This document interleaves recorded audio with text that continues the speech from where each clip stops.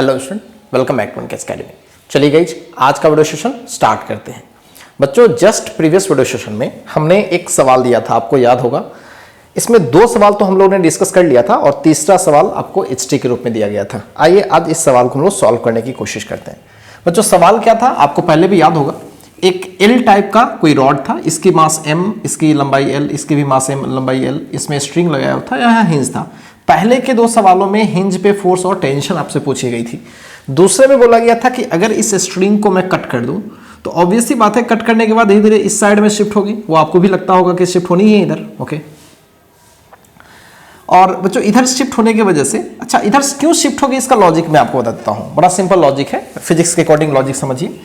इसके about mg तो torque देगा नहीं, हिंज जो भी फोर्सेस लग रही है वो टॉर्क तो देगा नहीं, लेकिन इस वाले का mg ऐसे एक्ट कर रहा है। तो इसका mg बच्चों ऐसे एक्ट कर रहा है, तो इसके अबाउट तो टर्निंग इफेक्ट मिल जाएगा। इसको सोच के देखो, एक फोर्स ऐसे लग रही है तो फोर्स और परपेंडिकुलर डिस्टेंस तो है, तो इसके अबाउट टॉर्क आएगा जिसके वजह से रोटेट करेगी। लेकिन एक समय के बाद ये एक ऐसी पोजीशन में पहुंचेगी जहां पे ये इक्विलिब्रियम अपने आप को मेंटेन करेगी, मतलब जहां पे नेट टॉर्क जीरो होगा, वहीं पे ये इक्विलिब्रियम वाली सिचुएशन होगी। और ये साफ दिखता है कि कहीं ना कहीं इस तरह का ये शेप बन जाएगा। तो यही पूछा गया है कि ए बी आर्म इक्विलिब्रियम में वर्टिकल के साथ कितनी एंगल बनाएगी। तो बच्चों, बनाने का बड़ा ही सिंपल तरीका होगा। हम लोग ज्यादा कुछ अकल नहीं लगाएंगे, सिंपल सा नेट टॉर्क को जीरो कर लेंगे इक्विलिब्रियम वाल पे, काम खत्म। ठीक, आइए देखते हैं थर्ड क्वेश्चन, इंपॉर्टेंट है। मान लो कि बच्चों हम लोगों ने इसे कट कर लिया, ठीक है। तो शुरू की पोजीशन क्या थी? शुरू की पोजीशन तो ये रही थी, ओके। बाद की पोजीशन कुछ ऐसे हो गई,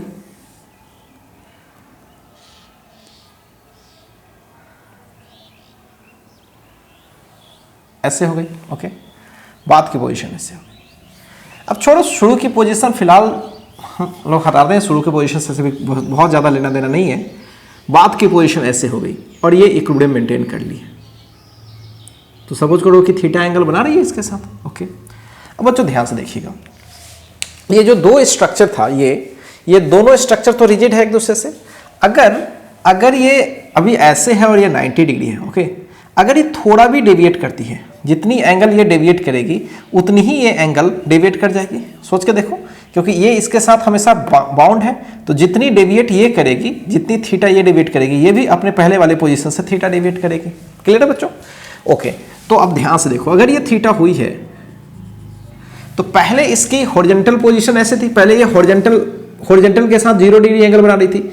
अब ये थीटा पर डेविएट हुई है, तो ये कितने पे डेविएट हो जाएगी बच्चों? थीटा पे। समझ पा रहे हो?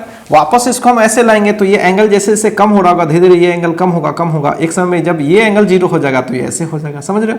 तो जैसे ये डेविएट करेगी, ये भी क्या होगा बच्चों? थीटा।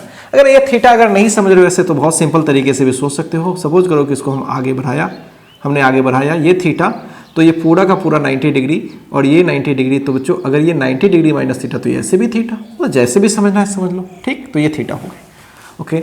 हमें क्या देखना है? इसके अबाउट, हिंज के अबाउट नेट टॉर्क को क्या कर लेना है? 0 कर लेना है, ओके। ध्यान से देखिएगा, ये थीटा है बच्चों, इसका सेंटर ऑफ मास क्या होगा? कहीं यहाँ बीच में होगा। इसका सेंटर ऑफ मास एग्जैक्टली बीच में होगा। अब ध्यान से देखिए, इसके अबाउट बच्चों ये कौन सा टॉर्क, मतलब कैसे बॉडी को रोटेट कराने वाला है?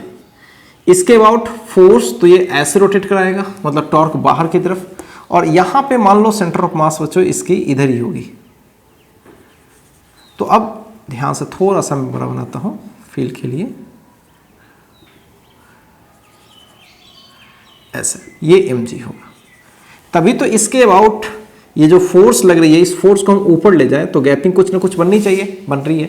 लेकिन ये वाली फोर्स बच्चों किधर रोटेट करने की कोशिश करेगा? सोचो, इस परपेंडिकुलर से इस साइड में है तो ऐसे, मतलब इनवर्ड टॉर्क, और ये इस परपेंडिकुलर से इस साइड में है, ठीक, तो ये ऐसे आउटवर्ड। तो ये इसको ऐसे रोटेट कर रहा है, ये इसको ऐसे रोटेट कर रहा है, तो ये पूरी सिस्टम इक्विलिब्रियम में हो जाएगी। ठीक है, दोनों टॉर्क एक दूसरे को काउंटर करेगी। अब प्रॉब्लम क्या है कि अगर ये थीटा है तो बच्चों हमें इसकी परपेंडिकुलर डिस्टेंस इस एक्सिस से जानी पड़ेगी, ऐसे ये चाहिए होगी, ये परपेंडिकुलर डिस्टेंस यही आगे होगा कहीं भी। तो फोर्स और उससे परपेंडिकुलर डिस्टेंस अगर हम ये निकाल लें तो काम हो जाएगा, ओके। तो बेहद आसान है बच्चों, ये बीच में है तो डेफिनेटली ये पूरा का पूरा क्या होगा? L/2 होगा, ओवरऑल कर सकते हो L/2 होगा। तो हमें चाहिए, अच्छा हमें ये फोर्स और ये परपेंडिकुलर डिस्टेंस भी चाहिए आगे बढ़ के, फोर्स और परपेंडिकुलर डिस्टेंस ये भी चाहिए। ये पूरा का पूरा L/2 है। ओके, अब ध्यान से देखिएगा, net torque about H is 0, जल्दी से सोचिए। तो इसका फोर्स mg है, mg इंटू परपेंडिकुलर डिस्टेंस क्या है, दिस इज व्हाट बच्चों, ये L/2, तो ऑब्वियसली ये L/2 क्या होगा, obviously sine theta. Okay, minus इसका टॉर्क नेगेटिव में, फोर्स इंटू ये वाली डिस्टेंस चाहिए हमें, ये x। बच्चों ये डिस्टेंस क्या होगी, पूरी L/2, तो ये पूरी यहाँ से यहाँ तक की डिस्टेंस क्या होगी, L/2 cos थीटा, और यहाँ से यहाँ तक क्या होगी, पूरी की पूरी ये L है, तो ये पूरी की पूरी डिस्टेंस हो जाएगी L sin थीटा। तो L/2 cos थीटा में से, मतलब सॉरी L/2 cos थीटा में से L sin थीटा घटा दो तो ये x आ जाएगा, तो इसकी टॉर्क हो जाएगी mg, और ये L/2 cos थीटा में से हम L sin थीटा घटा लें तो अपना काम हो जाएगा। ओके, mg कॉमन लेकर के बाहर कर लेते हैं। सो L/2 sin थीटा इस साइड में ले जाते हैं तो L/2 cos theta minus L sin theta. Clear है बच्चों, इसको इधर लाते हैं तो L ऐसे भी कॉमन ले लेंगे तो ये हो जाएगा 3/2 sin theta equals cos theta by 2, ये दोनों cancel. So sin theta will be, sin theta by cos theta will be 1/3, so tan theta will be 1/3। Clear है बच्चों, तो बहुत ही आसानी से चीज़ों को हम लोग समझ सकते हैं। सिंपली हमने क्या किया है, टॉर्क को 0 के इक्वल कर लिया, ठीक है, नेट टॉर्क को 0, क्योंकि बॉडी इक्विलिब्रियम में। तो होपफुली बच्चे आप लोगों ने भी इस तरह से चीज़ों को ट्राई किया होगा, आपके आंसर डेफिनेटली लग गया होगा। क्लियर बच्चों, चलिए इसको कॉपी कीजिए। अब बच्चों हम लोग आगे बढ़ेंगे, आज हम लोग कुछ सवाल, अच्छे सवाल कुछ आज प्रैक्टिस करने वाले हैं इक्विलिब्रियम वाले पे ही। ओके, जनरली लैडर टाइप की प्रॉब्लम आज हम लोग डिस्कस करेंगे।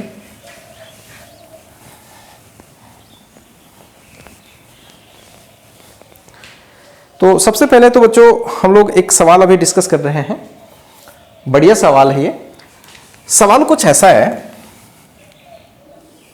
एक हमारे पास ऐसे नॉन यूनिफॉर्म कोई रॉड है, ध्यान रहे ये नॉन यूनिफॉर्म है बच्चों। ओके, और इसे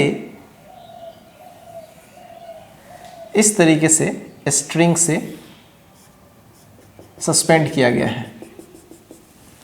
ओके,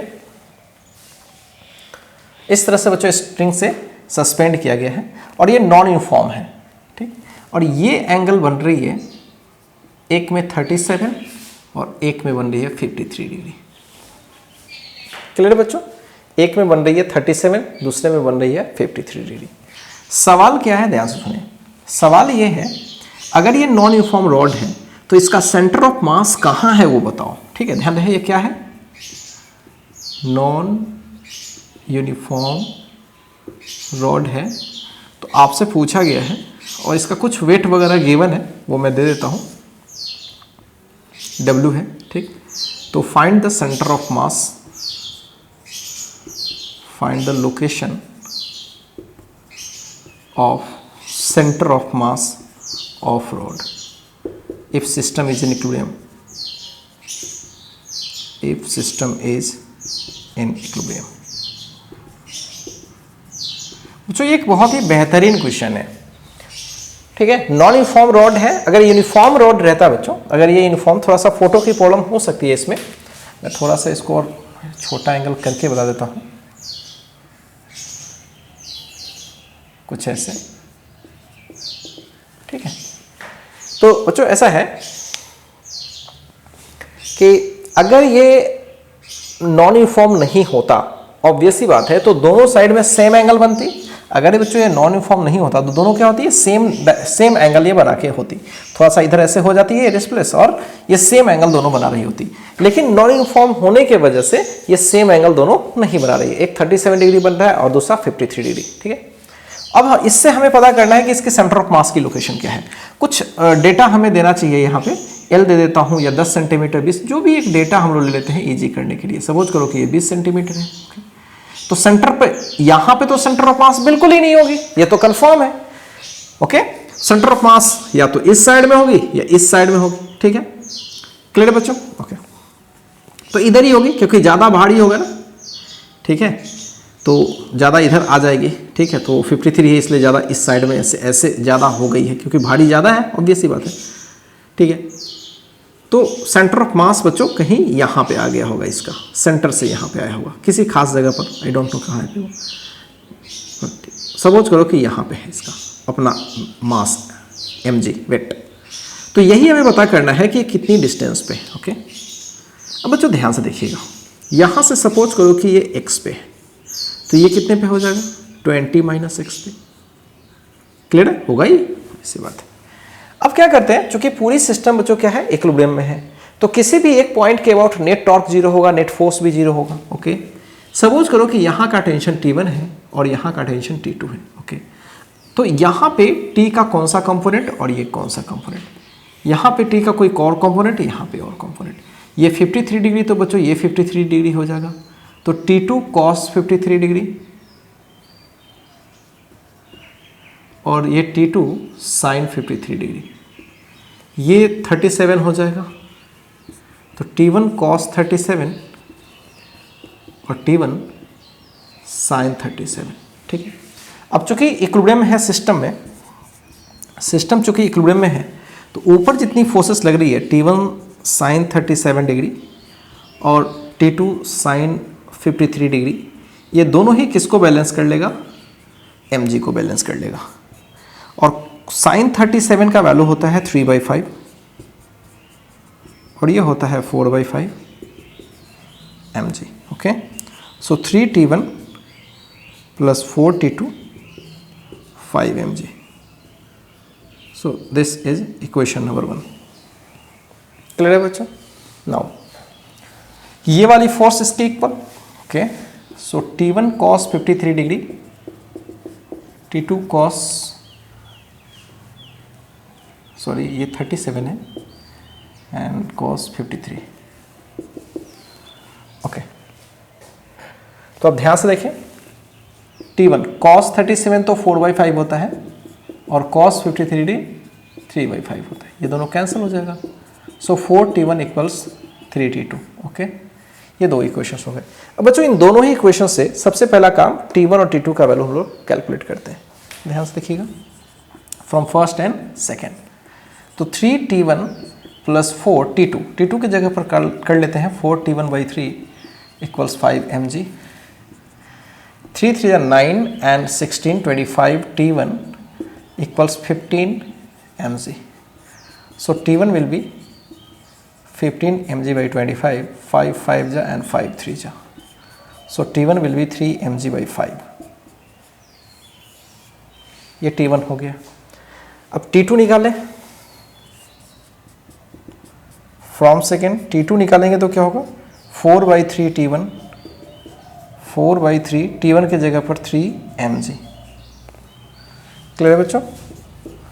तो T2 हमें पता पड़ गया 4 mg एंड ये थोड़ा प्रॉब्लम हो गया, 3/5 होना चाहिए था। तो ये हमें T1 और T2 पता पड़ गया। अगर T1 T2 पूछा जाता तो हमारा ये आंसर रहता, लेकिन सवाल हमसे वो नहीं पूछा गया। अब जो हमें चाहिए इसका सेंटर ऑफ मास का लोकेशन। ओके, अगर मैं इसका सेंटर ऑफ मास के अबाउट ही अगर मैं टॉर्क को 0 कर लूँ, ठीक, तो इसके बाद टॉर्क 0 करने के लिए हमें क्या करना पड़ेगा, टेंशन तो लेना ही पड़ेगा, क्योंकि ये वाला टॉर्क तो देगा नहीं, ये वाला टॉर्क तो देगा नहीं, टॉर्क ये देने वाला है और टॉर्क ये देने वाला है। तो इसके अबाउट इसका टॉर्क ले लेते हैं और इसका टॉर्क दोनों को 0 कर लेते हैं ऐड करके। तो torque about centre of mass of the system must be 0, क्योंकि सिस्टम किस में है, इक्विलिब्रियम में। इसलिए बच्चों मैंने पहले ही, मुझे पता था कि भाई टॉर्क लगाऊंगा तो टेंशन की जरूरत होगी, तो पहले से टेंशन कैलकुलेट कर लिया। Okay, so now centre of mass about torque. तो T1 sin 37 और परपेंडिकुलर डिस्टेंस यहाँ से x है, तो T1 sin 37 degree into perpendicular distance x, सीधे बराबर कर लो, मतलब इसका टॉर्क उसके बराबर होगा। ओके, डायरेक्ट में लिख देता हूँ, इसका T2 sin 53 degree into perpendicular distance क्या है 20 - x। ओके, बस सॉल्व करना है, बात खत्म। सो T1 sin 37 3/5 x, T2 cos यानी ये 4/5 sin 53 यानी cos 37 ही होगा एंड 20 - x। ओके, ये cancel and what is T1? बच्चों T1 अगर ध्यान से देखें तो 3 mg/5 है इंटू 3x। T2 की बात कर ले तो ये है 4/5 mg into 4 times of 20 - x। ये दोनों कैंसिल हो जाएगा, mg से mg कैंसिल हो जाएगा, सो 9x will be 16 20 minus x, so 9x will be 320 minus 16x, 25x will be 320, so x will be 320 by 25, 5 5 जा 5 6 5 4 जा, ओके।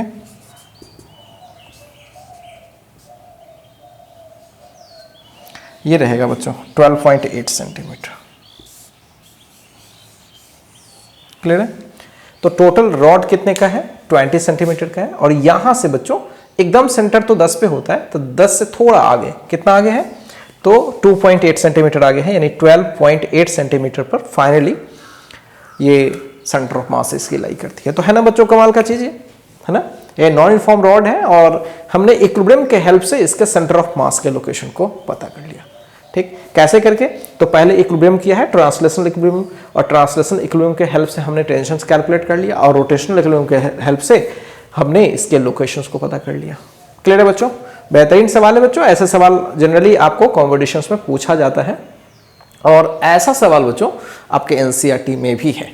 ठीक है, टेक्स्ट में आपको पूछा गया ऐसा सवाल, आप देख सकते हो। तो चलिए बच्चों, इसको कॉपी कीजिए और आगे बढ़ेंगे।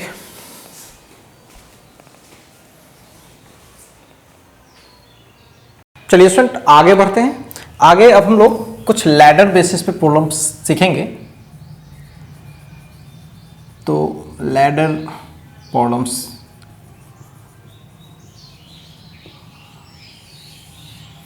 ऐसा कोई स्पेसिफिक नहीं है कि आप लैडर ही खड़ा करो, उसके जगह पर कोई रॉड भी खड़ा कर सकते हो। ओके, तो आइए मैं आपको कुछ सवाल डिस्कस करके बताता हूं।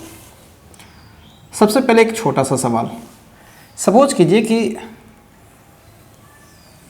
कोई वर्टिकल वॉल है,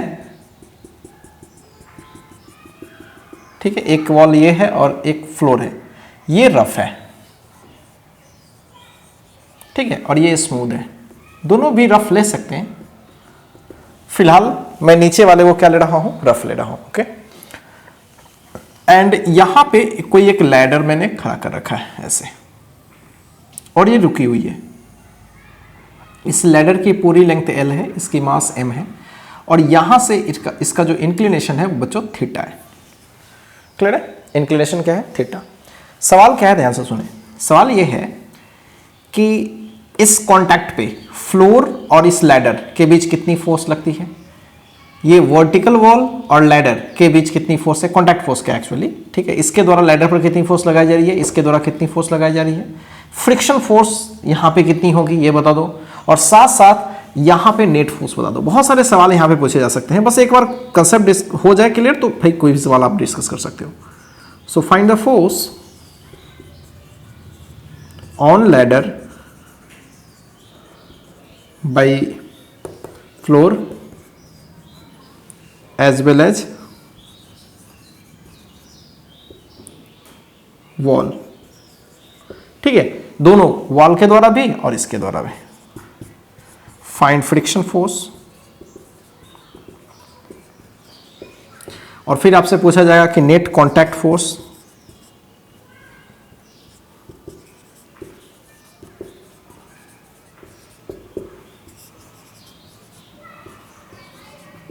बिटवीन फ्लोर एंड लैडर। ठीक है, इसके बीच नेट कांटेक्ट फोर्स, क्योंकि फ्रिक्शन भी कांटेक्ट फोर्स है और नॉर्मल जो फोर्स है वो भी कांटेक्ट है। ठीक है, चलिए देखिए, और ये कौन सी फोर्स है, फाइंड द, कौन सी फोर्स है बच्चों, ये फोर्स है कांटेक्ट, ये नॉर्मल फोर्सेस।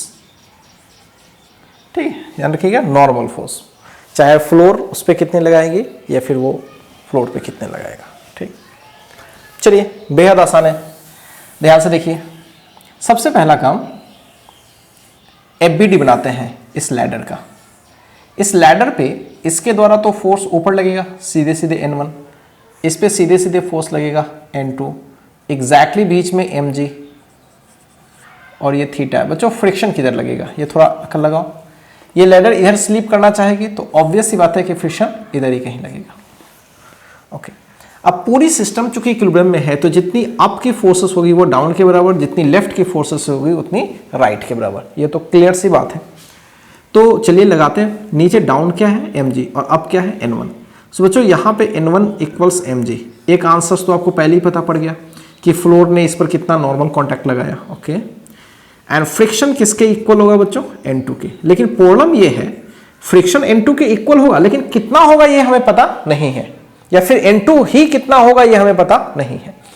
अब बच्चों इससे आगे आप ट्रांसलेशनल इक्विलिब्रियम में कुछ कर नहीं सकते हो, ठीक। अब क्या करते हैं हम लोग, रोटेशनल इक्विलिब्रियम में करते हैं, क्योंकि बॉडी इक्विलिब्रियम में है तो ऑब्वियस बात है रोटेशनल इक्विलिब्रियम में भी होगी। तो ए के अबाउट टॉर्क को जीरो कर लेते हैं। अब आप बोलोगे सर ए के अबाउट क्यों, इसके अबाउट क्यों नहीं? आप किसी भी पॉइंट के अबाउट टॉर्क को जीरो कर सकते हो। बच्चों ट्रिक ये है कि वो उस पॉइंट के अबाउट नेट टॉर्क को जीरो कर लो जहां पे बहुत सारी फोर्सेस लग रही है। फायदा क्या है? क्योंकि उस पॉइंट पर जितने भी फोर्सेस लग रही होंगी उन सबका तो टॉर्क हमें लिखना नहीं पड़ेगा, बिकॉज सारे उसी कॉन्ट्रेक्ट से जा रहे हैं, तो फिर परपेंडिकुलर डिस्टेंस से उस फोर्स का कुछ बनने वाला है नहीं। तो ये फायदे का सौदा है। अब यहाँ पे F और N1 दोनों लग रहा है, इसके अबाउट लगाऊंगा तो इसका टॉर्क लिखना नहीं पड़ेगा, इसका टॉर्क एक्चुअली होगा ही नहीं, तो केवल mg और n2 का लिखना पड़ेगा। अगर आप इसके अबाउट करते हो तो mg का भी लिखना पड़ेगा, फ्रिक्शन का भी लिखना पड़ेगा, n1 का भी लिखना पड़ेगा, ठीक। तो ये चीज से हम लोग बच जाएंगे, वरना आपके पास समय है तो कर सकते हो, किसी भी पॉइंट के अबाउट लगा दो, कोई प्रॉब्लम नहीं है। पूरी लंबाई l है तो बच्चों ये सेंटर से इसकी दूरी कितनी हो जाएगी? l/2, और ये भी हो जाएगी l/2। क्लियर है? Okay. So torque about a will be 0 होना ही है। और टॉर्क अबाउट a यानी एक कैसी टॉर्क देने वाली है? इसके अबाउट सोचो ए फोर्स ऐसे रोटेट करेगी आउटसाइड, पॉजिटिव अगर लेना है, ये वाले इसको ऐसे इनसाइड, तो एक पॉजिटिव तो दूसरा नेगेटिव। ओके, डायरेक्ट लिखते हैं mg इंटू, बच्चों ये l/2 है, थीटा है तो ये l/2 cos थीटा हो जाएगा। डायरेक्ट करते हैं, डायरेक्ट इक्वल भी कर लेते हैं, क्या माइनस करूं, उस साइड में कर लेता हूं। n2 इंटू परपेंडिकुलर, पूरा लंबाई बच्चों क्या है? ये थीटा हो जाए। पूरी लंबाई क्या है? ये पूरी लंबाई, पूरी फोर्स सॉरी, और ये परपेंडिकुलर डिस्टेंस, और ये पूरी परपेंडिकुलर डिस्टेंस बच्चों यही होने वाली है। पूरा l है, ये थीटा है तो क्या होगा? l sin theta. यहां से देखो पूरा l है थीटा, तो थीटा के सामने l sin थीटा, और ये n2 इंटू परपेंडिकुलर डिस्टेंस मतलब ये वाली, सो n2 into perpendicular distance l sin theta. तो ये l से l कैंसल। ओके, सो n2 क्या हो जाएगा? mg cos theta by sine theta by 2। तो यहां से n2 क्या हो जाएगा? mg by 2 cot theta. Clear है बच्चों? तो ये हमारा n2 आ गया, ठीक, और ये हमारा फ्रिक्शन फोर्स n2 के इक्वल है। क्लियर है बच्चों? ओके। अब n2 एक बार पता पड़ गया तो ऑब्वियसली बात है फ्रिक्शन फोर्स भी पता पड़ गया, तो फ्रिक्शन हो जाएगा हमारा mg cot theta by 2। Clear है बच्चों? अगर हमसे कोई पूछे कि नेट कांटेक्ट फोर्स क्या है ए पे, ठीक, तो net contact force at A मैं पूछूं,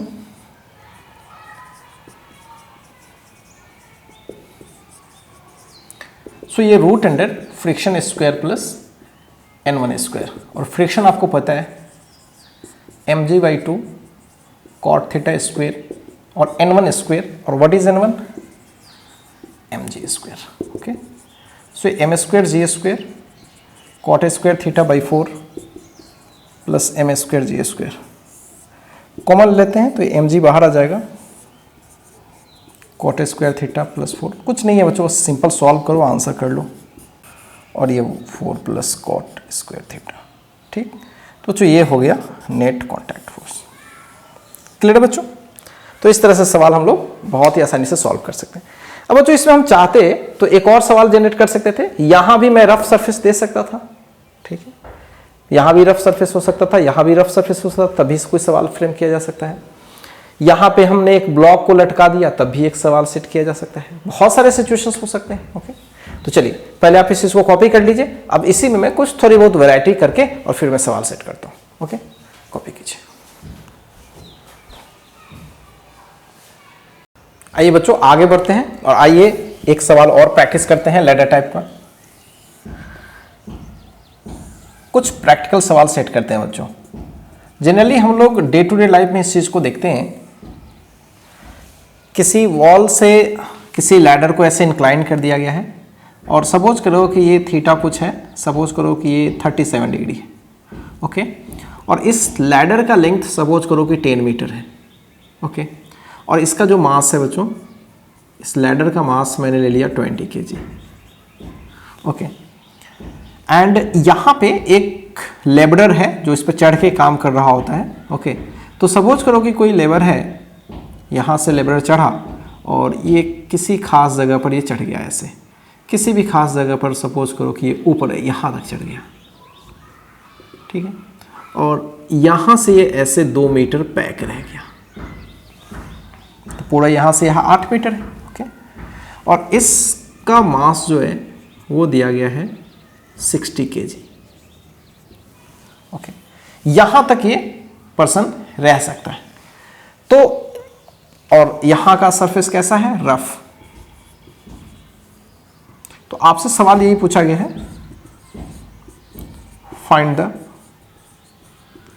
friction force between ladder and floor so that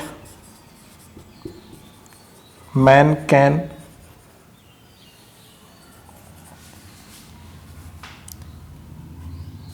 remain, कुछ लोकेशन कर लो, at P safely। ओके, थोड़ा सा ऊपर और चढ़ेगा तो हो सकता है ये ऐसे टर्न कर जाए, ठीक है, और ये रोटेट कर जाए जिसकी वजह से मैन गिर जाएगा। ओके, तो यही पूछा गया है friction. Also find friction coefficient, आपको फ्रिक्शन कोफिशिएंट भी पूछा गया है। तो एक सवाल इसमें कर लो बच्चों। अब इस तरह से बहुत सारे वैरायटी जाएंगे, ठीक है। कभी कभी ये डिस्टेंस नहीं दिया होगा और बाकी चीज़ें गिवन होगी तो फिर आपसे पूछा जाएगा कि किस डिस्टेंस पर है, तो सब कुछ हो जाएगा, कुछ खास नहीं है। अब की बार क्या करना है बच्चों, इसमें बहुत सिंपल सा कहानी है, ध्यान से देखिएगा। जैसे हमारे पास कोई रॉड है, रॉड का फ्री बॉडी डायग्राम बनाएंगे तो N1 ऊपर होगा, N2 ऐसे होगा, और एग्जैक्टली बीच में, एग्जैक्टली बीच का मतलब हो गया यहाँ से यहाँ बच्चों 5 मीटर पे, और ये 37 डिग्री है, ये mg होगा। फ्रिक्शन पहले के जैसा इधर ही लगता होगा, और हाँ एक एक्स्ट्रा फोर्स इस पे लग रहा है 60g, क्यों, क्योंकि ये पर्सन भी इस पे ऐसे चढ़ा हुआ है यहाँ, यही तो है इसमें खास। ओके, और ये पर्सन यहाँ से कितनी दूरी पर है, वो 8 मीटर पे। ओके, ये सिचुएशन है बच्चों। ओके, अब ध्यान से देखिए, ये A, ये B, तो ऊपर की फोर्स नीचे की इक्वल तो हो गई। ऊपर की फोर्स केवल N1 है और नीचे का 60g और 20g है, तो N1 equals 60g plus 20g, ये हो जाएगा 80g। तो N1 तो पता पड़ गया, और लेफ्ट की फोर्स राइट के बराबर, यहाँ N2 है और इस साइड में F है, ठीक है, और तो कुछ है नहीं। ओके, तो ये जो F है बच्चों, ये F है वो N2 के बराबर है। क्लियर है? ओके, लेकिन फिर वही कहानी हो गया ना, इसमें सेम कहानी हो गया कि अभी फ्रिक्शन पता ही नहीं है, N2 पता ही नहीं है, तो फ्रिक्शन हम कैसे निकालें, मुश्किल है। लगाते हैं टॉर्क, हम तो लगाएंगे भाई B के about, taking torque about B। सो जब मैं टॉर्क B के अबाउट लगाता हूं तो 0 होना चाहिए क्योंकि पूरी सिस्टम इक्विलिब्रियम में है। अब की बार अगर आप ध्यान से देखो तो N1 और फ्रिक्शन का तो टॉर्क लेंगे नहीं, 20g और 60g का लेंगे दोनों का, और दोनों का आउटवर्ड टॉर्क है, और केवल N2 का क्या है, इनवर्ड। तो इन दोनों का टॉर्क प्लस कर लो और इन दोनों का टॉर्क इनका माइनस कर लो, और बस आंसर। अब ध्यान से देखो बच्चों, 20g का परपेंडिकुलर डिस्टेंस कितना है, अगर ये 5 है तो ये क्या होगा, बेस इसका 5 cos 53 डिग्री, और इसका क्या होगा 8 cos 53 डिग्री, 53 नहीं है, आई एम सॉरी 37 है ये। क्लियर है बच्चों? और N2 इंटू परपेंडिकुलर डिस्टेंस, तो ये पूरा का पूरा क्या है, 10 है ना, पूरा का पूरा 10 है, और परपेंडिकुलर डिस्टेंस जो भी हो, तो भाई ये 37, तो ये और ये, तो ये वाला कितना है, ये पूरा का पूरा हो जाएगा 10 sin 37।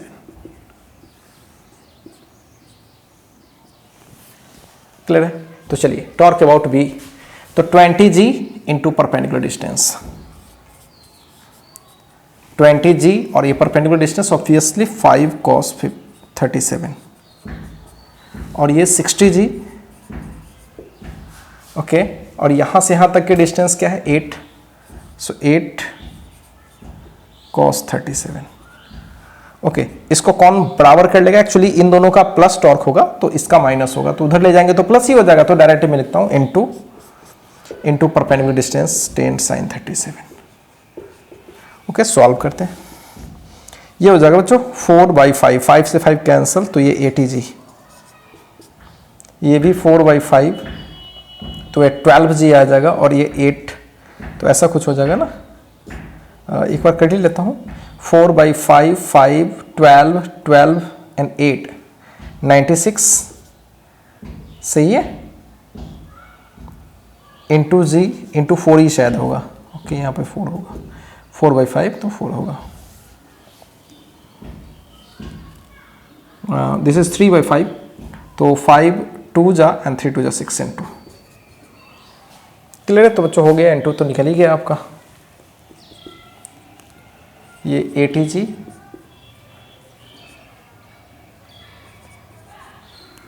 ये इक्वल 6 n2,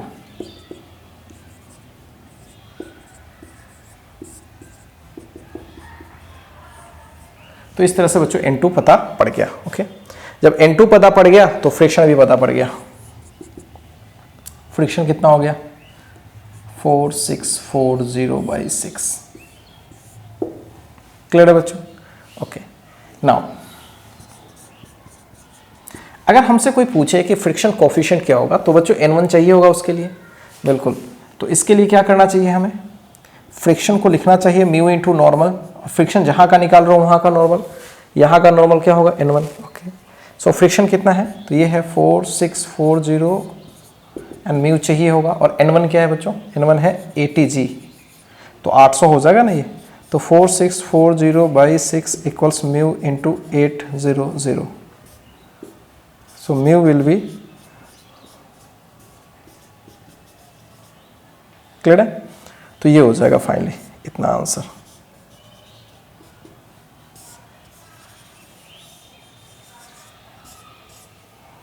क्लियर बच्चों, तो इस तरीके से हम म्यू कैलकुलेट कर सकते हैं। तो लैडर प्रॉब्लम इस तरह से जब भी पूछे तो आप बेहद आसानी से सवालों को बच्चों बना सकते हो, ठीक है। चलिए आप पहले इसको कॉपी कीजिए और मैं आपको एक सवाल देता हूं जिसको आप ट्राई कीजिएगा वीडियो पॉज करके, मैं इसका सॉल्यूशन हालांकि दे दूंगा यहाँ पे, जैसे सेम है, एक लैडर मैं ले लेता हूँ बच्चों, थोड़ा सा सवाल अलग वैरायटी का करता हूँ।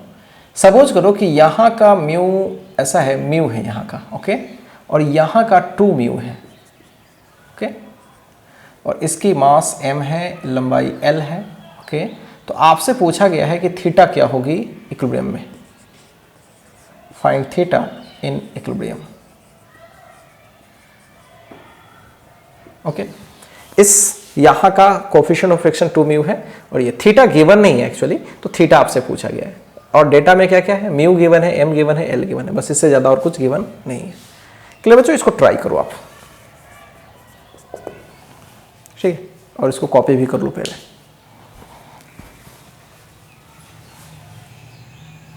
चलिए बच्चों आगे बढ़ते हैं, होपफुली आपसे ये सवाल हो गया होगा। चलिए देखते हैं इस सवाल में आपने क्या किया होगा, ऑब्वियसली पहले जैसा ही काम किया होगा आप लोगों ने।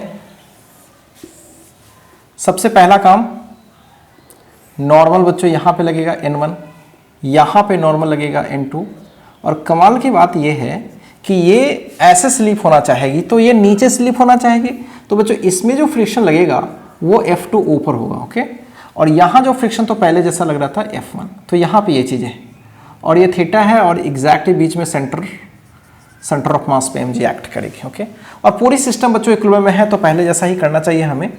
n1 ऊपर लग रहा है और साथ साथ बच्चों यहाँ पे F2 लग रहा है, ध्यान से देखिएगा पूरे सिस्टम पर n1 और F2 दोनों ऊपर लग रहा है, उसको बैलेंस कौन करेगा, दिस mg, और चाहे तो आप इसको आगे बढ़ के ऐसे भी लिख सकते हैं, F2 के जगह पर बच्चों यहाँ पे म्यू है ना, तो यहाँ म्यू इंटू n2 लिख सकते हो, बिल्कुल, so mu into n2 mg, clear है बच्चों, तो एक इक्वेशन यहाँ से मिल गया, ओके।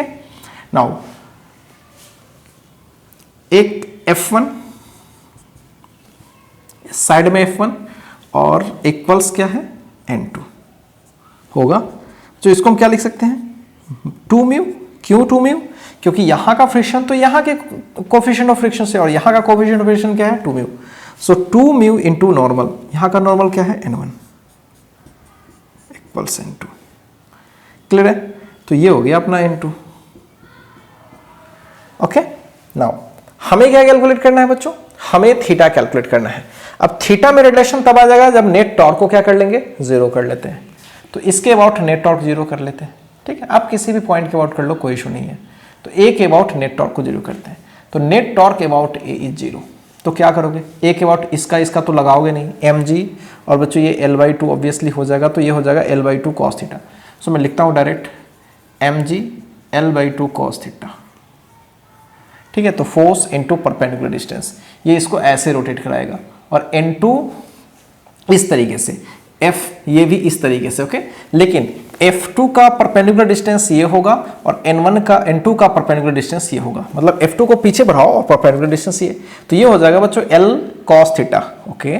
और ये वाला क्या हो जाएगा, इसका perpendicular distance L sin theta. So this is L sin theta, L cos theta. तो फोर्स परपेंडिकुलर डिस्टेंस बच्चों, इन दोनों की टॉर्क क्या होगी, इनवर्ड होगी। देखो ध्यान से, अगर ध्यान से देखो, इसका तो टॉर्क होगा नहीं, mg का होगा आउटवर्ड, तो N1 का इधर और इसका इधर, तो इन दोनों का माइनस होगा, लेकिन इस साइड में ले जाता हूं तो माइनस माइनस, तो इस साइड में डायरेक्ट लिखता हूं प्लस में, okay? So N2 into perpendicular distance L sin theta plus F2 into perpendicular distance which is L cos theta.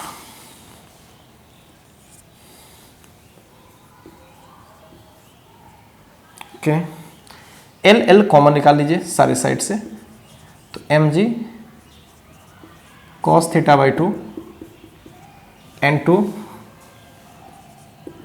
Sine theta F2 cos theta.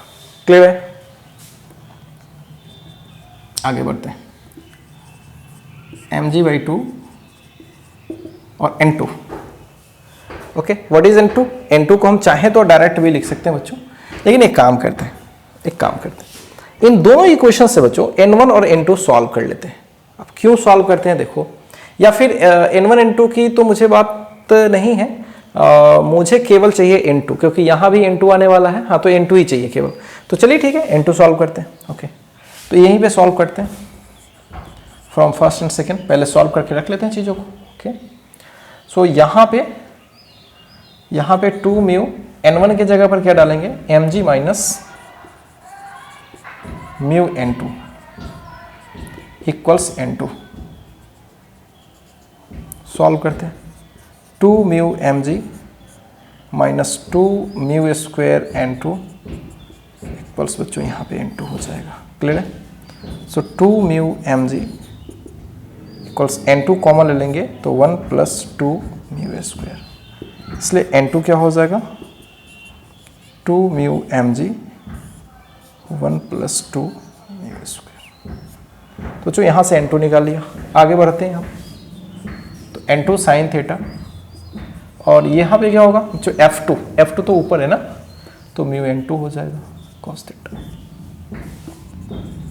So mg by 2 cos theta sine theta mu cos theta, and what is N2? N2 की जगह पर 2 mu mg by 1 plus 2 mu square sine theta plus mu cos theta. Okay, थोड़ा सा लेंदी जैसा है, but कोई नहीं, सवाल तो भाई फ्रेम हो ही सकता है। इसको इधर लाते हैं, 1 plus 2 mu square by 2, and I think in बच्चों नीचे आ जाएगा तो ये हो जाएगा 4 म्यू, एंड इधर क्या हो जाएगा, ये sine theta plus mu cos theta divided by cos theta. Okay, इसको डिवाइड करेंगे, आ जाएगा tan थीटा प्लस म्यू आ जाएगा। इसको इधर ले आते हैं, बस केवल सॉल्व करना है answer. So tan theta will be 1 plus 2 mu square by 4 mu minus mu, so 1 minus 2 mu square by 4 mu tan theta के इक्वल, तो यहाँ से थीटा निकल जाएगा। क्लियर है बच्चों? तो कुल मिलाकर के बच्चों वर्क तो वही करना है ना, बस इसमें क्या हो गया, फ्रिक्शन एक्स्ट्रा ऐड हो गया यहाँ पे, ठीक, तो उसका भी टॉर्क लेना पड़ गया, अब ट्रांसलेशन में उसको भी ऐड करना पड़ गया, और कुछ है नहीं विशेष। तो ऐसे कोई भी सवाल हो तो आप खुद से भी अटेम्प्ट कर सकते हो। इसमें कई एक बार जनरल सवाल भी करी जाती है, जैसे यहाँ μ1 दे दिया गया, यहाँ μ2 दे दिया गया, फिर थीटा पूछ लिया गया, तो फिर सेम प्रोसीजर फॉलो करो। थोड़ा यह है कि उसमें सॉल्व ज़्यादा करना पड़ेगा। ओके, तो चलिए इस चीज़ को बच्चों कॉपी कीजिए। कुछ और थोड़ी सी अलग वैरायटी करके मैं इसमें एक सवाल देता हूँ, ठीक है, वो एक बढ़िया सवाल होता है, पहले आप इसको कॉपी कीजिए फिर बताता हूँ।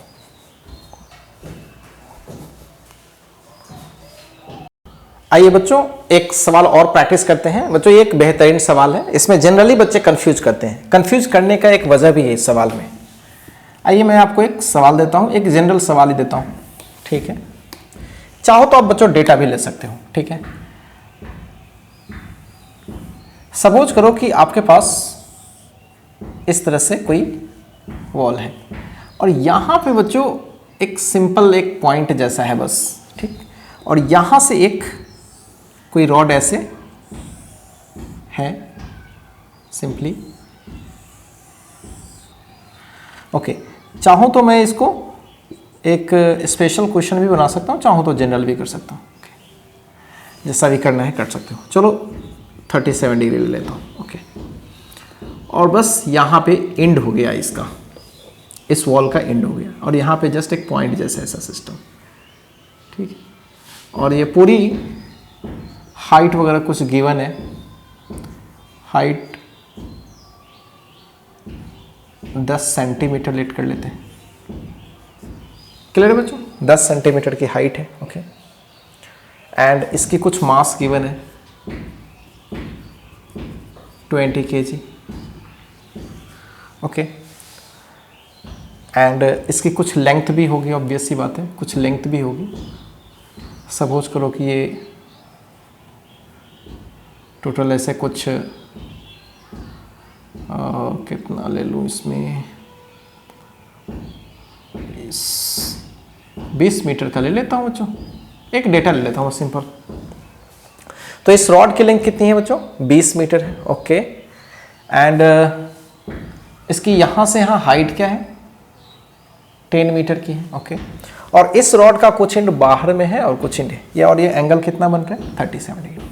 अब सवाल ये है कि अगर ये इक्विलिब्रियम में है तो यहाँ का फ्रिक्शन कोफिशिएंट, ये रफ नहीं है, ये स्मूथ है। ओके, तो यहाँ का फ्रिक्शन कोफिशिएंट क्या है, if rod is in equilibrium, और ये थीटा बच्चों मिनिमम है, जहाँ पे ये क्या है, इक्विलिब्रियम में है, ठीक है। एंगल ज्यादा करोगे तो और इक्विलिब्रियम होने के चांसेस है, मिनिमम पर स्लिप होने का चांसेस है। क्लियर है, तो ये मैक्सिमम मिनिमम एंगल है जहां पे ये क्या है बच्चों, इक्विलिब्रियम मेंटेन कर रहा है। अब इसके बाद थोड़ा भी एंगल कम करोगे क्या होगी, स्लिप हो जाएगी। If rod is in equilibrium या लिमिटिंग इक्विलिब्रियम बोल सकते हो, देन फाइंड फ्रिक्शन कोफिशिएंट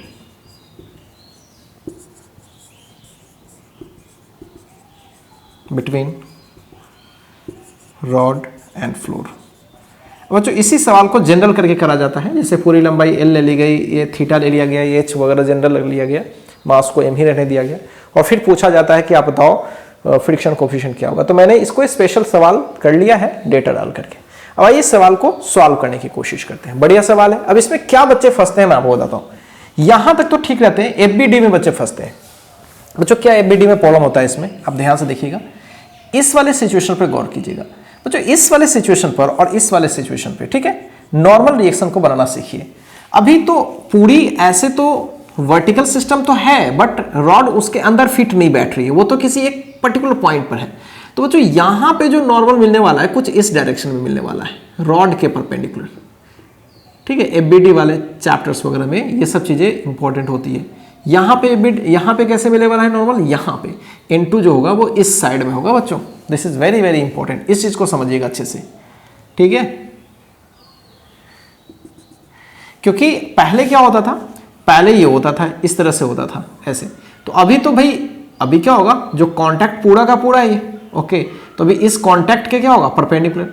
लेकिन अभी क्या है कि ये ऐसा सरफेस है, एक पॉइंट जैसा है, और पॉइंट जैसा सरफेस पर अगर कोई परपेंडिकुलर खींचते हो तो ऑब्वियसली वो नॉर्मल ही होगा ना। कोई भी इस पॉइंट को थोड़ा जूम करके देखो और इस पर कोई ऐसे टच कर रही है तो इस पर नॉर्मल कौन सा होगा, ऑब्वियसली ये नॉर्मल होगा, ठीक है। बस इस पॉइंट को थोड़ा जूम करके मैं दिखा रहा हूं, तो नॉर्मल तो ऐसे होगी, ऐसे थोड़े ना होगी नॉर्मल, भाई समझ पा रहे हो, ओके। तो ध्यान रखना है छोटी छोटी चीज़ों का, बस इसी की वजह से फंसता है, बाकी सवालों में कुछ भी नहीं है। यहाँ n1 यहाँ n2 सब कुछ दिख रहा है, और ये रॉड के परपेंडिकुलर ही है बच्चों, ध्यान रखना, और ये 37 डिग्री है। ओके, अब इस रॉड का भी दो इक्विलिब्रियम में होगा, ट्रांसलेशन रोटेशनल। फ्रिक्शन तो ऑब्वियस सी बात है कि इस साइड में ही एक्ट करेगी, क्योंकि इधर जाने वाला है तो फ्रिक्शन इधर एक्ट करेंगे। ओके, बीच में mg कहीं लगेगा, बीच में 20g लगेगा। ओके, और ये हाइट वाइट तो है ही 10 सेंटीमीटर का गिवन है। ओके, नाउ बच्चों ऐसा करते हैं ना, ऊपर की फोर्सेस को नीचे के बराबर, तो हमें एक काम करना पड़ जाएगा, यहाँ पे ये कंपोनेंट लेना पड़ जाएगा। ओके, तो अगर ये 37 है तो ये 53 डिग्री, तो ये 53 डिग्री, तो ये 37, तो ये हो जाएगा n2 cos यानी 4/5, मैं सीधे लिख देता हूँ यहाँ, और ये हो जाएगा n2 3/5। ये दोनों मैंने घेर दिया इसको, ये कंपोनेंट ये है और ये कंपोनेंट है। अब ऊपर की फोर्सेस को नीचे के बराबर, लेफ्ट की फोर्सेस को राइट के बराबर कर लो फटाफट। ऊपर है n1 और साथ साथ 4n2/5, ऊपर की दो फोर्सेस, नीचे 20g। ओके, सो 5n1 4n2। ओके, ये फर्स्ट इक्वेशन। जितनी भी लेफ्ट की फोर्सेस है और राइट के बराबर, तो लेफ्ट में क्या है भाई 3/5n2, और राइट में कितनी फोर्सेस है, केवल फ्रिक्शन है। क्लियर है बच्चों, ये आ गया आपका। एंड 3/5n2 तो हमें पता ही नहीं है, फ्रिक्शन तो पता ही नहीं है, तो हम आगे तो बढ़ नहीं सकते, मुसीबत है यहाँ पे। ओके, कोई बात नहीं, थोड़ा आगे बढ़ते हैं। अब टेकिंग टॉर्क अबाउट, किसी भी पॉइंट के अबाउट टॉर्क को जीरो कर लो, ये आपकी मर्जी है, तो मैं इसके अबाउट कर लेता हूँ। तो टेकिंग टॉर्क अबाउट a0, तो ये वाले फोर्स का कोई लेना देना नहीं। 20g इंटू, बच्चों ये L/2 होगा तो ये 10 सेंटीमीटर ही होगा, तो ये हो जाएगा 10 cos 37। ओके, सो 20g इंटू 10 cos 37 डिग्री, तो ये इसको ऐसे रोटेट कराएगा, फोर्स परपेंडिकुलर डिस्टेंस। क्लियर। अब बच्चों यहाँ ध्यान देने वाली बात है, अब यहाँ पे इन दोनों से टॉर्क मत निकालो, निकाल सकते हो कोई दिक्कत नहीं है, लेकिन अब सोच के देखो कि फोर्स चूंकि इस आर पे, ध्यान से देखो, इस आर पर ये फोर्स खुद ब खुद परपेंडिकुलर ही लग रहा है, तो काहे का इसका कंपोनेंट तोड़ना, ये खुद परपेंडिकुलर है और परपेंडिकुलर डिस्टेंस ये वाली हो जाएगी बच्चों, बेहद आसान है ना। ओके, तो क्या करना चाहिए हमें सीधे सीधे ये वाली डिस्टेंस निकाल लेनी चाहिए, और बेहद आसान है। ये sin 37 लगाओगे तो 10 पूरा ये पूरा x, यहाँ से यहाँ तक पूरा x, ठीक है। तो ध्यान से देखो, sin 37 करोगे तो भी हो जाएगा 10/x, और ये हो जाएगा 3/5, सो x विल बी 50/3। क्लियर बच्चों, x क्या हो जाएगा 50/3। तो ये फोर्स तो यहाँ तो डायरेक्ट लग रहा है, तो ये n2 इसको ऐसे रोटेट कराना है। आप में से बहुत सारे लोग बोलेंगे सर इन दोनों का कंपोनेंट क्यों नहीं यूज कर रहे हो, तो इन दोनों के या तो कंपोनेंट को यूज करो या n2 को, और n2 को डायरेक्ट इसलिए यूज कर पा रहे हैं क्योंकि इस पर ये क्या है परपेंडिकुलर। आप n2 इसको भी यूज करो, इसको भी कर सकते हो, तो इसको करोगे तो ये इंटू दिस, ये इंटू ये करना पड़ेगा दो बार, हम तो एक ही बार में निकाल लेते हैं काम। तो ध्यान से देखो, इसके अबाउट टॉर्क लगा रहे हैं, 20g इसको क्लॉकवाइज रोटेट करा रही है और n2 इसको एंटी क्लॉकवाइज, दोनों एक दूसरे के अपोजिट है, इक्वल अपोजिट होगा। n2 को ऐसे कर लेते हैं इंटू x, और n2 इंटू x तो हमने भी निकाला है 50/3। तो बच्चों बहुत ही सिंपल है, 200 इंटू g, अब चाहो तो रहने दो, this is 4/5 and n2 into 50/3। Okay, solve कर लेते हैं, 4 हो जाएगा, एंड आई थिंक बच्चों ये हो जाएगा 16 एंड 3 भी इधर आ जाएगा, तो 12 g/5 इक्वल्स n2। जो n2 हमने निकाल लिया, क्लियर है। 4 3 जा 12, 4 जा 48 g/5, क्लियर है बच्चों। ओके, n2 आ गया। So from second 3/5 n2 which is 48 g/5, what is friction बच्चों। फ्रिक्शन कैसे निकालोगे, म्यू इंटू n1, क्या करोगे म्यू इंटू n1। ओके, सो 3 इंटू 48g/25, म्यू हमें चाहिए होगा, और n1 देख लेते हैं। व्हाट इज n1, n1 कहीं निकाल के रखा हुआ है, नहीं निकाल के रखा हुआ है, कोई बात नहीं, लौटाते हैं n2 का वैल्यू और n1 निकालते हैं, ठीक है। तो फ्रॉम फर्स्ट, इसको रफ में मैं कर लेता हूँ यहीं पे, from first 5n1 plus 4n2, 4 times of what is n2, but बच्चों N2 क्या है वहाँ पे देखो 48G बाई 5 ये रहा, ओके, इक्वल्स 100G।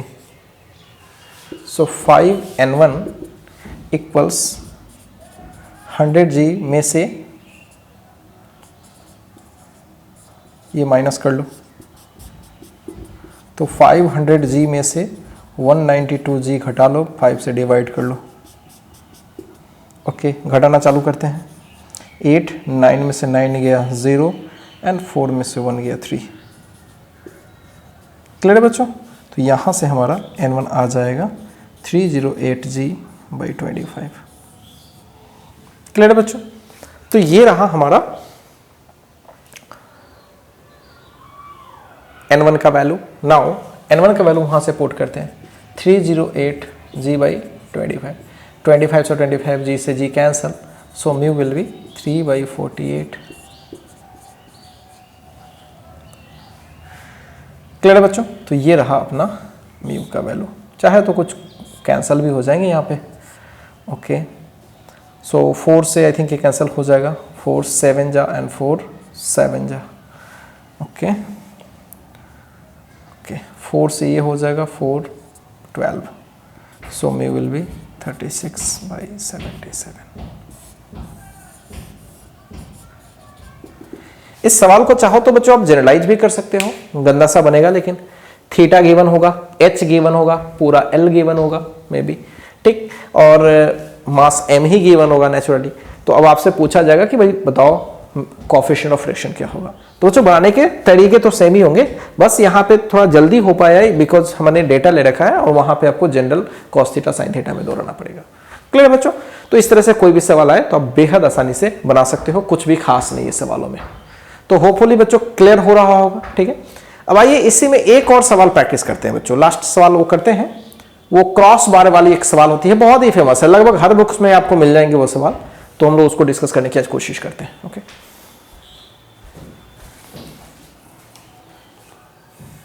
चलिए बच्चों आगे बढ़ते हैं और आज का हम लोग लास्ट क्वेश्चन लेते हैं। बहुत ही आसान सवाल है, आपको लगभग जगह सवाल मिल जाएगा।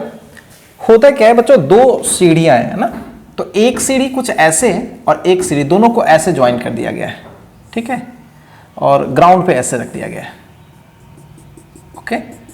और इनके बीच एक स्ट्रिंग से ऐसे, इसको बोलते हैं क्रॉस बार कहते हैं, इसे स्ट्रिंग कह सकते हो या कोई रॉड ही ऑब्वियसली, ठीक, ऐसे किया गया है, मतलब कनेक्ट किया गया है। और यहां पे एक पर्सन को बैठा दिया गया है। यहाँ पे एक पर्सन है, हेल्दी कोई पर्सन है, सपोज करो कि ये 100 kg का पर्सन है, इसको हमने यहाँ पे बैठा दिया ऐसे, ओके। सब कुछ बच्चों मासलेस है, ठीक है, सब कुछ क्या है, मासलेस है। ये मासलेस है, ये भी मासलेस है, और इसके बीच का एंगल कुछ भी ले लो, इजी करने के लिए 60 डिग्री ले लेता हूँ, जिस पर कैलकुलेशन ज़्यादा आसान होगा। और ये जो क्रॉस बार है ना, ये वर्टिकल एकदम एग्जैक्टली बीच में है, बीच में नहीं भी हो सकता है, आप जहाँ भी ले लो। फिलहाल के लिए मैं बच्चों यहाँ से इसकी जो लोकेशन ले रहा हूँ, इसकी जो लोकेशन ले रहा हूँ ये 2 मीटर ले रहा हूँ, ओके। और यहाँ से ऊपर ही मैं ले रहा हूँ 2 मीटर, ठीक है। आप कोई भी डेटा ले सकते हो, कोई जरूरी नहीं। चलिए मैं थोड़ा सा डेटा चेंज करके लेता हूँ। ये हमारा है 2 मीटर और ये हमारा 1 मीटर, कुछ भी डेटा ले लो भाई, ठीक। तो ऊपर 100 kg का पर्सन बैठा हुआ है, 60 डिग्री इसके बीच का एंगल है, एंगल कुछ भी हो सकता है, ये बस मासलेस है, ध्यान रखना है, ये भी मासलेस है। तो सवाल क्या है बच्चों, सवाल ये है कि यहां पे नॉर्मल रिएक्शन क्या होगा, ठीक है। और ये स्मूथ ले लेता हूं, ज्यादा बेटर होगा, फ्लोर स्मूथ ले लेता हूं। तो आपसे 2 सवाल पूछा गया,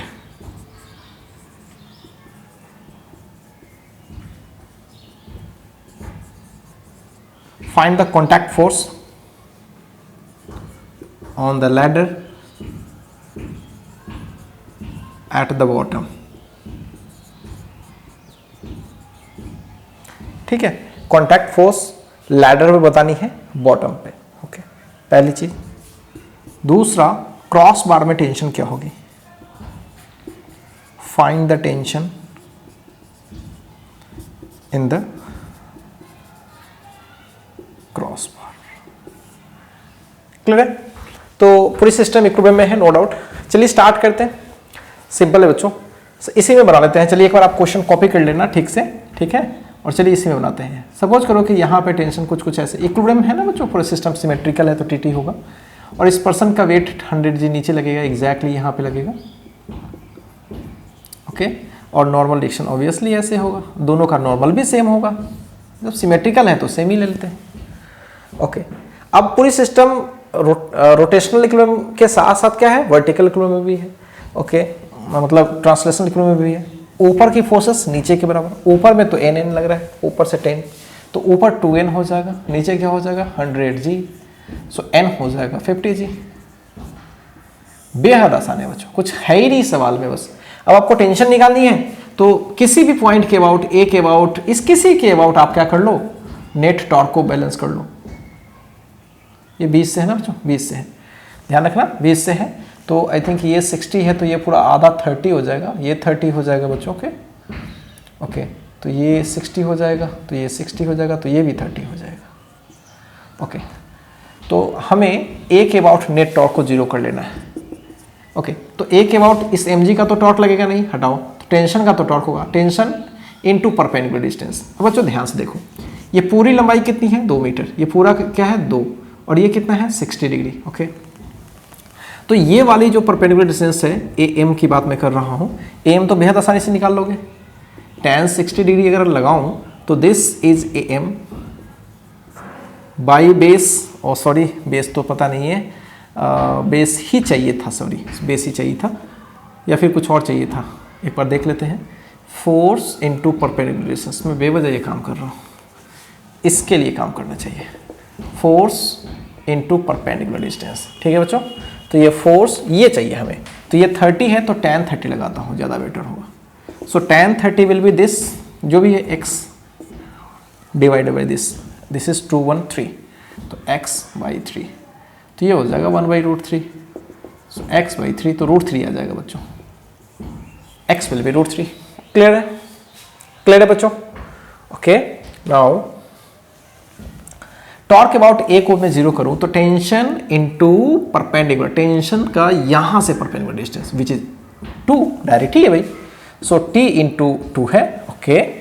और ये टॉर्क कैसे देने वाली है, ऐसे, मतलब देखो ध्यान से, ये ऐसे ऐसे आउटसाइड, और ये वाली ऐसे इनसाइड, तो इसके टॉर्क बराबर इसके, डायरेक्ट ही बराबर कर लेता हूं, force into perpendicular distance n into x, 2 will be n तो आपको पता ही है, n 50g है, और x हमने निकाल के रखा हुआ है √3, सो t will be 25g √3, okay. So 250।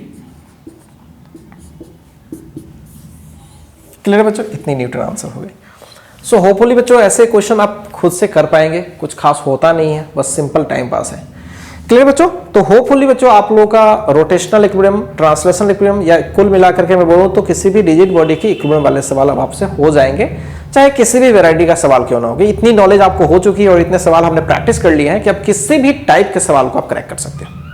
Clear है बच्चों? तो बच्चों अब हम लोग मिलते हैं नेक्स्ट वीडियो सेशन में, और नेक्स्ट वीडियो सेशन में हम लोग अब स्टार्ट करेंगे एंगुलर मोमेंटम, नाम तो सुना ही होगा, एंगुलर मोमेंटम, ठीक है। हमने लीनियर मोमेंटम पहले बार रखा था, ठीक, लेकिन इसमें रोटेशनल चैप्टर में क्या होगा, एंगुलर मोमेंटम के बारे में विशेष रूप से बात करेंगे। तो मिलते हैं गाइज नेक्स्ट वीडियो सेशन में, और नेक्स्ट वीडियो सेशन में एंगुलर मोमेंटम पर विशेष चर्चा करते हैं। ओके।